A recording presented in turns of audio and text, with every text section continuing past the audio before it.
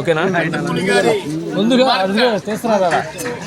Fire brand పలకరించడానికి వారికి దీవెనలు ఇవ్వడానికి వచ్చానండి. భవిష్యత్తులో బెంగాల్ ముఖ్యమంత్రి గౌరవనీయులు మమతా బెనర్జీగా స్థాయికి వెళ్ళాలని మా పాపకు చెప్పడం జరిగిందండి. మా పాప మీ అందరూ కూడా ఆశీర్వాదాలని కోరుకుంటూ ఉన్నాను. బాధాకరం, ముఖ్యమంత్రి గారు మాజీ మంత్రుల మీద దాడి చేయించడం అన్నది చాలా సిగ్గుచేటుగా ఉందండి. బహుశా దేశంలో ఎక్కడ కూడా ఇటువంటి దాడులు ఉండవండి. 2 దఫాలు కాపులు సహకారంతో 2 సార్లు ముఖ్యమంత్రి అయ్యారు. 2 సార్లు కూడా కాపుల్ని టార్గెట్ చేసి అవమానం పాలు చేస్తూ ఉన్నారు. బానిసలుగా బతకాలని మన అభిప్రాయం ఉంటానండి. ముందుసారి అయితే రాంబాబు గారి లాగా నన్ను, నా భార్యని, నా కోడలని, కొడుకుని కూడా నీచాతినీచంగా కొట్టించడం, తిట్టించడం, లంచా రావే జుట్టు మెలితిప్పి ఖండించిన పోలీసుల చేత చేయించిన మహానుభావుడు చంద్రబాబు నాయుడు గారండి. ఈరోజు ఇదే పరిస్థితి రాంబాబు గారు జరిగింది. నేను ముఖ్యమంత్రి గారిని ఒకటి కోరుకుంటున్నాను, అయ్యా ఈరోజు కాబట్టి రేపైనా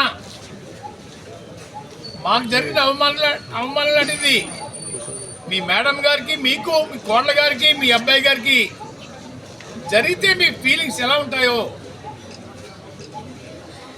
చెప్పాలని నేను కోరుకుంటా ఉన్నానండి. నేను బానిసలు కాదండి అయ్యా, పాకిస్తాన్ నుంచో ఆఫ్ఘనిస్తాన్ నుంచో వలస రాలేదండి అయ్యా, ఇక్కడే పుట్టాం, ఇక్కడే పెరిగామండి అని నీచాతినీచంగా మమ్మల్ని చూడటం, బాధించడం బాధగా ఉండాలి. రెండోది, తిరుపతి లడ్డు విషయంలో అబద్ధాల మీద అబద్ధాలు రోజు వల్లించడం సమాజం నవ్వుకుంటుందండి. భక్తుల యొక్క మనోభావాలు దెబ్బతింటున్నాయండి. గుళ్ళకి వెళ్ళకూడదు, గుళ్ళో పెట్టే ప్రసాదం తినకూడదని అభిప్రాయం మీ మాట పెట్టి వారికి కలుగుతుందండి. ఎప్పటికైనా మించిపోయింది లేదు. ఆపేయండి మీ అబద్ధాలని ఆపేసేసి గౌరవంగా క్షమాపణ చెప్తే బాగుంటుందని అనిపిస్తూ ఉందండి. క్షమాపణ లేకపోయినా పర్వాలేదు, ఇక్కడితో ముగిస్తే మంచిదని కూడా అనుకుంటా ఉన్నానండి. ముగించకుండా సిబిఐ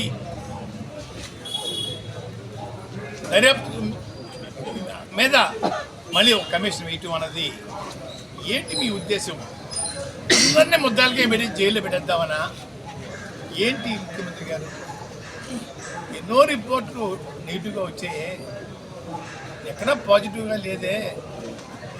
మాటికి గొడ్డు మాంసం అని, పంది మాంసం అని, చేప కొవ్వని, ఆవు కొవ్వని అబద్ధాలు వల్లిస్తూ ఉన్నారు.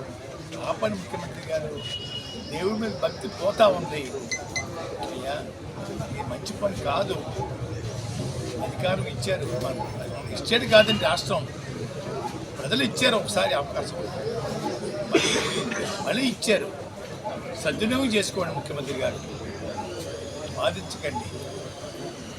గౌరవంగా జీవించే మనుషులు గౌరవంగా జీవించనమండి, అంతేగాని మీకు బానిసలుగా చేసుకోవడం కోసం మా ఇళ్ల మీద దాడి చేయించే కార్యక్రమం స్వచ్ఛ పలకమని చెప్పేసి నేను